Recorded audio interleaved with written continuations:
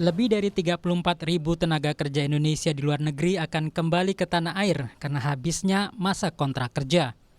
Presiden Joko Widodo meminta seluruh jajarannya memantau kedatangan para TKI hingga ke daerah masing-masing, termasuk melakukan pengecekan kesehatan pada mereka yang kembali ke tanah air.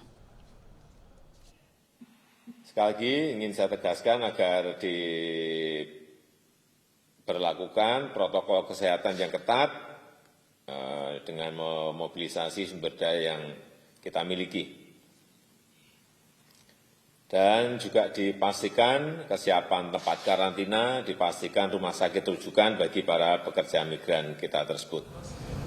Sementara itu, Kementerian Luar Negeri mencatat hingga 10 Mei sudah lebih dari 80.000 warga negara Indonesia, termasuk pekerja migran, yang telah kembali ke Indonesia. Dari jumlah itu, 14.000 lebih adalah WNI yang bekerja sebagai anak buah kapal di luar negeri. Pekerja migran Indonesia awak kapal krus atau yang sering kita sebut ABK yang telah tiba di Indonesia per hari kemarin adalah sebanyak 14.244 orang. Mereka kembali melalui jalur udara, yaitu melalui Bandara Soekarno-Hatta dan Ngurah Rai, serta melalui jalur laut, yaitu melalui Pelabuhan Benoa dan Tanjung Priok. Pihak Bandara Soekarno-Hatta menyebut sebagian penerbangan internasional merupakan penerbangan yang membawa WNI yang bekerja di luar negeri, anak buah kapal, serta juga terdapat mahasiswa. Dirut Angkasa Pura II Muhammad Awaludin mengatakan para WNI yang datang itu menjalani pemeriksaan kesehatan yang ketat. Awaludin menambahkan pada periode April hingga 8 Mei terdeteksi 40 WNI yang positif corona. Itu dari tanggal 2 Maret sampai tanggal 8 Mei kemarin itu kurang lebih sudah sekitar 15.000 pekerja migran yang masuk ke Bandara Internasional Soekarno-Hatta. Dan dari periode itu berdasarkan informasi dari KKP, Kantor Kesehatan Pelabuhan, ada memang yang dari hasil rapid testnya kemudian, dan itu kemudian tersampaikan sekitar 40 ya. Jadi Sementara itu, Bakamla mengamankan 19 pekerja migran Indonesia ilegal yang pulang ke Indonesia. Mereka pulang melalui pelabuhan tak resmi di wilayah Batam akhir pekan lalu. Komandan Satuan Tugas Garda Lintas Batas Bakamla, Kolonel Nyoto Sabtono mengatakan para pekerja migran ilegal itu akan menjalani karantina. Kami sudah koordinasi dengan tim karantina, kami sudah menerima dan sekarang sudah melakukan pemeriksaan, yaitu ada pemeriksaan lanjutan. Ya, baik memang nanti kalau memang ditemukan dari pemeriksaan suhu sekarang ditemukan ada yang berbeda akan dilakukan dengan melakukan rapid test dan dilakukan juga wawancara.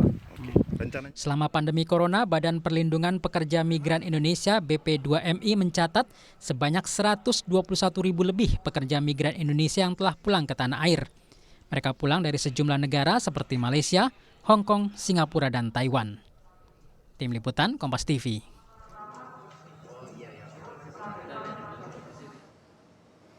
Saudara, lebih dari 34.000 pekerja migran di berbagai negara akan segera pulang kampung ke Indonesia. Meski masih terjadi wabah virus corona, merekalah yang akan pulang dan berpotensi kesulitan kerja serta rentan miskin.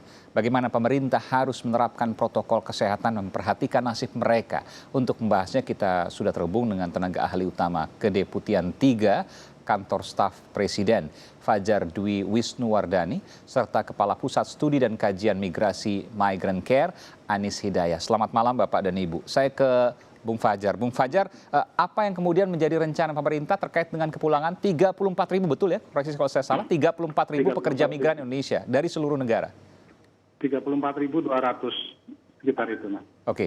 Ya. Kalau Pak Presiden di ratas kemarin menyampaikan bahwa ya kawal sampai daerah, intinya di situ. Tapi di luar itu sebenarnya ada beberapa hal yang harus disampaikan sebelumnya. Satu, kalau yang datang memang adalah teman-teman WNI yang di luar negeri dengan berbagai status, entah itu adalah karena memang pekerja, awak kapal, atau memang mahasiswa, pelajar, bahkan juga overstayer yang memang harus pulang. Maka kemudian pemerintah itu mencoba menyiapkan protokol yang lebih ketat. Di luar itu, teman-teman yang berada di luar negeri, yang kami kategorikan tidak sedang dalam kondisi yang kami sampaikan, umpamanya tidak habis kontrak, tidak kemudian terkena kebijakan kesehatan di tempat negara mereka sekarang tinggal, tidak sedang kena PHK dan juga masih bisa berproses di sana. Kami berharap teman-teman itu bisa tetap stay di sana karena pemerintah sejauh ini berusaha untuk memberikan support logistik dengan mengacu pada kebutuhan di daerah masing-masing. Total yang sudah kita sampaikan pada teman-teman sejauh ini menurut laporan dari Kemenlu adalah 375.162 paket. Jadi 334.000 diantaranya itu ke Malaysia, kemudian ke Timur Tengah 19.000, Eropa 3.300, Amerika 13.000, dan juga Asia Pasifik yang lain 5,2. Artinya apa? Kami mencoba melihat bahwa teman-teman yang sudah sedang stay di sana dan sedang dalam kondisi yang bisa stay, kami harapkan untuk tetap di sana. Itu yang pertama. Yang kedua, tentu teman-teman yang memang harus pulang atau warga negara Indonesia yang harus pulang sesuai undang-undang keimigrasian, memang ya harus tetap diterima tapi dengan catatan kami mencoba, pemerintah mencoba terutama untuk bisa memberikan protokol kesehatan yang ketat dengan harapan tidak membuat ada imported cases atau perluasan dari klaster. Yeah. Nah, poinnya itu. Yang terbaru adalah ada protokol khusus untuk kesehatan yang diberlakukan oleh Kementerian Kesehatan nomor 313 tahun 2020. Di situ ada beberapa protokol yang dia akan diberlakukan di dalam 8 kemungkinan tempat kembalinya teman-teman PMI dari luar negeri. Apa contohnya bisa disebutkan salah satu yang paling krusial misalnya? Yang paling krusial tentu ada healthcare certificate yang kemudian harus dibawa oleh teman-teman yang dari negara manapun, yang itu berlaku 7 hari, yang harus diserahkan pada otoritas yang ada di pelabuhan, bandara, ataupun di tempat-tempat PLBN yang sudah ditentukan. Nah, apakah kemudian dengan surat itu cukup? Tidak, masih ada pemeriksaan tambahan. Yeah. Pemeriksaan tambahannya melalui wawancara, ada pemeriksaan suhu, lalu kemudian saturasi oksigen. Dan kalau memang kemudian dibutuhkan ada rapid test dan PCR. Ya, sertifikat kesehatan ini menarik, Bung Fajar. Ya, jadi bagaimana mekanisme untuk mendapatkan sertifikat sehat bagi PMI itu, pekerja migran? Itu diperoleh di negara tempat mereka berangkat, Mas. Oke. Mereka harus datang ke klinik tertentu misalnya atau apa? Kalau di surat edarannya tidak disebutkan harus dari mana, tapi yang penting harus dari tempat teman-teman itu berangkat negaranya. Gitu. Jadi fasilitas kesehatan di negara tersebut? Ya, di surat edaran surat tersebut disampaikan juga selain berlaku untuk teman-teman PMI atau teman-teman yang WNI di luar negeri yang pulang, juga berlaku pada WNA yang masuk ke Indonesia dan juga teman-teman yang anak buah kapal yang sedang rotasi dan juga untuk awak kapal yang sedang sign off di sini. Jadi harus ada sertifikat kesehatan dari luar negeri, baik itu WNI maupun WNA yang datang ke Indonesia. Iya. Oke, iya. Saya ke Mbak Anis Hidayah. Mbak Anis, ada catatan terkait ini? Iya, sebenarnya kedatangan pekerja migran setiap hari itu kan rata-rata 1.000 gitu ya, 1.000 maksimal 2.000. Tetapi kemudian menjadi luar biasa karena situasinya adalah COVID.